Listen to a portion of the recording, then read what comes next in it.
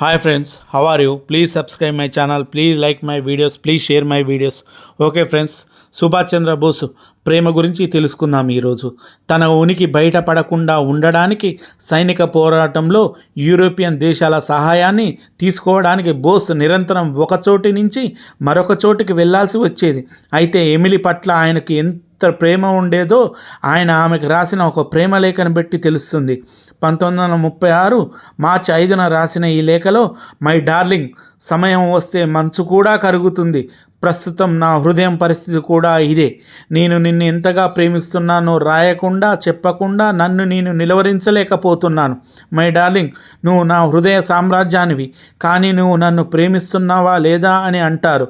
భవిష్యత్తులో ఏం జరుగుతుందో నాకు తెలియదు. బహుశా నేను జీవితాంతం జైల్లో గడపాల్సి రావచ్చు. నన్ను కాల్చి చంపవచ్చు, ఉరి తీయవచ్చు. నేను మళ్ళీ నిన్ను చూడలేకపోవచ్చు. బహుశా నేను ఉత్తరాలు కూడా రాయలేకపోవచ్చు. కానీ నువ్వు నమ్మాలి. నువ్వెప్పుడూ నా హృదయంలోనే బతికి ఉంటావు. మనం ఈ జీవితంలో కలిసి ఉండలేకపోతే వచ్చే జన్మలోనైనా కలిసి ఉందామని ఎమిలీకి లేఖ రాశారు. ఈ ఎమిలీ ఎవరో ఆమె గురించి తెలుసుకుందాం. ఓకే ఫ్రెండ్స్, అది 1934 శాసన ఉల్లంఘన ఉద్యమంలో పాల్గొంటూ జైలు పాలైన సుభాష్ చంద్రబోస్ ఆరోగ్యం క్రమంగా దిగజారడంతో బ్రిటిష్ ప్రభుత్వం చికిత్స నిమిత్తం ఆయనను యూరోప్లోని ఆస్ట్రియాకు పంపించింది. అయితే వియన్నాలో చికిత్స పొందుతూనే యూరోప్లో ఉన్న భారతీయ విద్యార్థులందరినీ ఏకం చేసి వారు స్వాతంత్ర సంగ్రామంలో పాల్గొనేలా చేయాలని బోసు భావించారు. ఆ సమయంలో ఒక European publisher the Indian struggle అనే పుస్తకం రాయాలని ఆయనను కోరారు. దాంతో బోస్కి ఇంగ్లీష్ తెలిసిన, టైపింగ్ వచ్చిన ఒక అసిస్టెంట్ అవసరం ఏర్పడింది. బోస్ స్నేహితుడైన డాక్టర్ మాధుర్ ఆయనకు 2 పేర్లను సూచించారు. వారిలో ఒకరు 23 ఏళ్ల ఎమిలీ. బోస్ ఆ ఆస్ట్రియా యువతిని తన సహాయకురాలుగా నియమించుకున్నారు. ఎమిలీ 1934 జూన్ నుంచి బోస్తో కలిసి పనిచేయడం ప్రారంభించారు.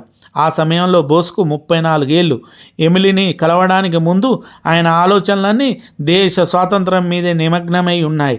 అయితే ఎమిలీ తన జీవితంలో ఒక తుఫాన్ తెస్తుందని ఆయన ఊహించలేకపోయారు. సుభాష్ చంద్రబోస్ సోదరుడు శరత్ చంద్రబోస్ మనవడైన సుగత్ బోస్ సుభాష్ చంద్రబోస్పై ఒక పుస్తకం రాశారు. అందులో ఆయన ఎమిలీని కలవడంతో బోస్ జీవితమే మారిపోయిందని రాశారు. మొదట ప్రేమ విషయాన్ని బోసే ప్రతిపాదించారు. ఆ తర్వాత మా ఇద్దరి మధ్య ప్రేమ చిగురించడం ప్రారంభించింది. 1934-36 మధ్య కాలంలో ఆస్ట్రియాలో ఉన్న సమయంలో మా జీవితం అత్యంత మధురమైనదని ఎమిలీ సుగత్ బోస్కు చెప్పుకొచ్చారు. ఎమిలీ జనవరి 26, 1910లో ఆస్ట్రియాలోని క్యాథలిక్ కుటుంబంలో జన్మించారు. ఆమె తండ్రికి ఆమె ఒక భారతీయుని వద్ద పనిచేయడం ఇష్టం లేదు. అయితే సుభాష్ చంద్రబోస్ను కలిసిన తర్వాత ఆయన వారిద్దరి ప్రేమను కాదనలేకపోయారు. ప్రముఖ విద్యావేత్త రుద్రంశ ముఖర్జీ బోస్, జవహర్లాల్ నెహ్రూ జీవితాలను పోలిస్తూ Nehru and Bose parallel lives అనే పుస్తకాన్ని రాశారు. అందులో ఆయన బోస్, నెహ్రూలపై వారి భార్యల ప్రభావం గురించి రాసుకొచ్చారు. ఆ పుస్తకంలో ముఖర్జీ, సుభాష్, ఎమిలీల మొదటి నుంచి తమ బంధం ప్రత్యేకమైనదని, క్లిష్టమైనదని గుర్తించారు. వారిద్దరి మధ్య జరిగిన సంభాషణలను బట్టి ఈ విషయం మనకు తెలుస్తుంది. ఎమిలీ మిస్టర్ బోస్ అని సంబోధిస్తే బోస్ ఆమెని మిస్ శంకేల్ లేదా పేర్ల శంకల్ అని సంబోధించేవారని రాశారు. అయితే తన ఉనికి బయటపడకుండా ఉండడానికి సైనిక పోరాటంలో యూరోపియన్ దేశాల సహాయాన్ని తీసుకోవడానికి బోస్ నిరంతరం ఒక చోటి నుంచి మరొక చోటికి వెళ్లాల్సి వచ్చేది. అయితే ఎమిలీ పట్ల ఆయనకి ఎంత ప్రేమ ఉండేదో ఆమెకు రాసిన ప్రేమలేఖను బట్టి తెలుస్తుంది. భవిష్యత్తులో ఏం జరుగుతుందో నాకు తెలియదు. బహుశా నేను జీవితాంతం జైల్లో గడపాల్సి రావచ్చు. నన్ను కాల్చి చంపవచ్చు, ఉరి తీయవచ్చు. నేను మళ్ళీ నిన్ను చూడలేకపోవచ్చు. బహుశా నేను ఉత్తరాలు కూడా రాయలేకపోవచ్చు. కానీ నువ్వు నన్ను నమ్ము. నువ్వెప్పుడూ నా హృదయంలోనే ఉంటావు. మనం ఈ జీవితంలో కలిసి ఉండలేకపోతే వచ్చే జన్మలోనైనా కలిసి ఉందానని ఎమిలీకి లేఖ రాశారు. బోసు స్నేహితులు, రాజకీయ సహచరులు ఏసిఎన్ నంబియార్ బోసు ఆలోచనలు ఎప్పుడు దేశ స్వాతంత్రం మీదే కేంద్రీకృతమై ఉండేవి. ఆయన మనసు ఎక్కడైనా చెదిరిందంటే అది ఎమిలీతో ప్రేమలో పడినప్పుడే అని సుగత్ బోస్ తెలిపారు. ఆ సమయంలో బోస్ మానసిక స్థితి ఎలా ఉందో 1937 ఏప్రిల్ లేదా మేలో ఎమిలీకి రాసిన లేఖ ద్వారా తెలుస్తుంది. గత కొన్ని రోజుల నుంచి నీకు ఉత్తరం రాయాలనుకుంటున్నాను. కానీ నీకు తెలుసు, నీ గురించి నా భావాలను మాటల్లో పెట్టడం ఎంత కష్టమో. నేను నీ పట్ల గతంలో ఎలా ఉన్నానో ఇప్పుడు అలాగే ఉన్నానని మాత్రమే చెప్పదలుచుకున్నా. నీ గురించి తలుచుకోకుండా ఒక్క రోజు కూడా ఉండదు. నువ్వు ఎల్లప్పుడూ నాతోనే ఉన్నావు. నువ్వు కాకుండా నేను ఇతరుల గురించి ఆలోచించలేను, ఆలోచించను కూడా. ఈ రోజుల్లో నేనెంత ఒంటరిగా దిగులుగా ఉన్నానో నీకు చెప్పలేను. కేవలం ఒకే ఒక విషయం నన్ను సంతోషంగా ఉంచుతుంది. అయితే అది సాధ్యమో లేదో నాకు తెలియదు. రాత్రి పగలు నేను దాని గురించే ఆలోచిస్తున్నాను.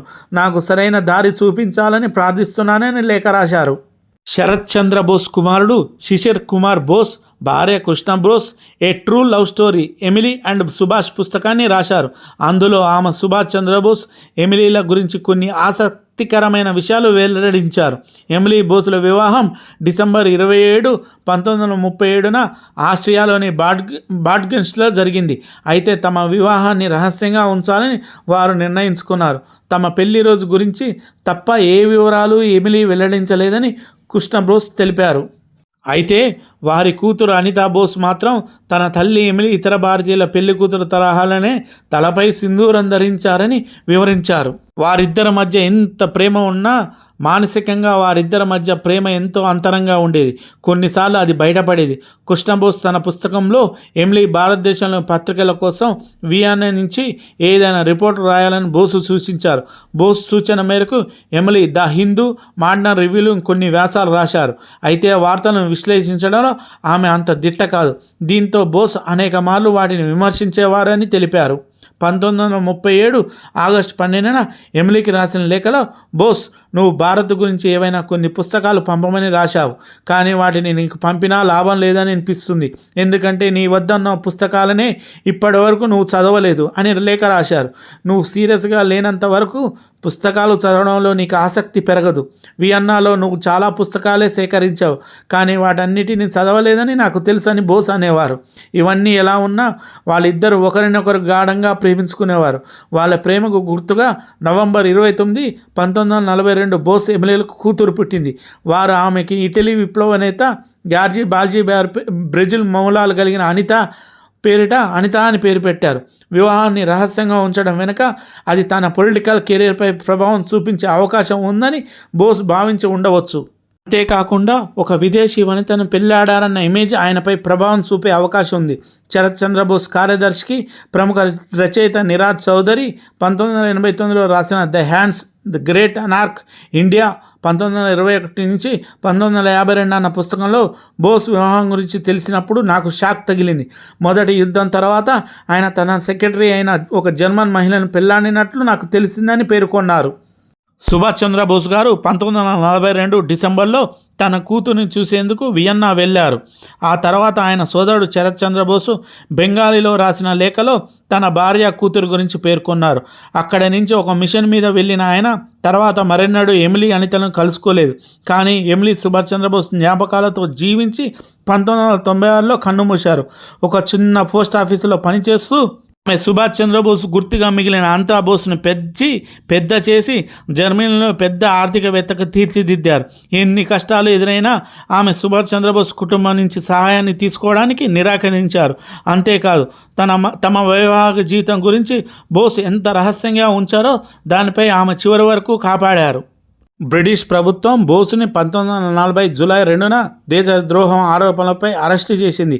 ఆ అరెస్టును నిరసిస్తూ నవంబర్ 29న బోసు నిరాహార దీక్ష మొదలుపెట్టారు.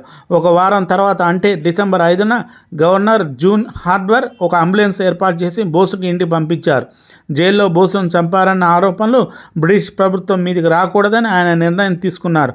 బోసు కలుసుకున్న తర్వాత తిరిగి జైలుకు తీసుకురావాలని హార్వర్డ్ అనుకున్నారు. ఆ సమయంలో బోసు ఇంట్లో ఏం జరుగుతుందన్న దానిపై నిఘా పెట్టేందుకు మఫ్టీలో ఉన్న పోలీసులను కూడా నియమించారు.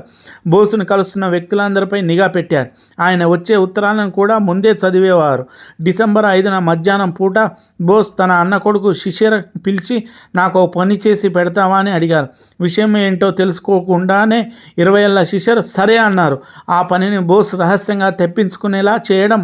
అర్ధరాత్రి కారులో బోసును తీసుకెళ్లి కలకత్తా దూరంగా ఉన్న ఒక రైల్వే స్టేషన్ దింపాలన్నది వాళ్ళ ప్లాన్. ఇంటి మెయిన్ గేట్ నుంచే బయటికి వెళ్ళాలని నిర్ణయించుకున్నారు. వాళ్ళ దగ్గర 2 కార్లు ఉన్నాయి. ఒకటి జర్మన్ వాండరర్, ఇంకోటి అమెరికన్ స్టూడెబేకర్. ప్రెసిడెంట్ స్టూడెబేకర్ను సులభంగా గుర్తుపెట్టే అవకాశాలు ఉన్నాయని జర్మన్ వాండరర్ కారును ఎంచుకున్నారు.